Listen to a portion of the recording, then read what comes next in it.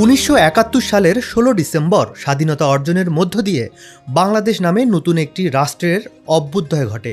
এরপর থেকে বাংলাদেশের সাথে পাকিস্তানের সম্পর্ক সব সময়ই একটা সংবেদনশীল বিষয় ছিল।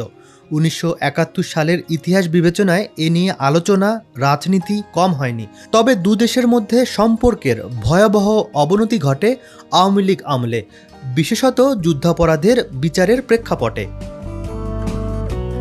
১৯৪৭ সালে জন্ম নেয়া পাকিস্তান আকারে বিশ্বের ৩৪তম বৃহৎ দেশ আর জনসংখ্যায় ষষ্ঠ জনবহুল রাষ্ট্র এটি।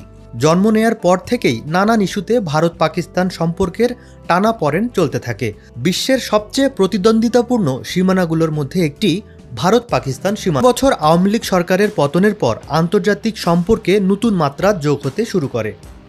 বিশেষ করে ভারতের সাথে চলছে টানাপোড়েন।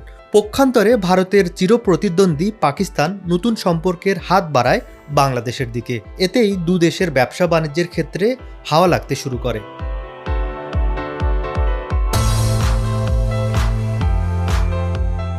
দীর্ঘদিন ধরে বাংলাদেশে একে একে আসতে থাকে পাকিস্তানি পণ্যবাহী জাহাজ।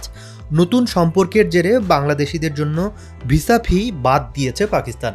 দেয়া হয়েছে অন অ্যারাইভাল ভিসার সুবিধাও, অর্থাৎ ভিসা ছাড়াই বাংলাদেশিরা পাকিস্তানে যেতে পারছেন।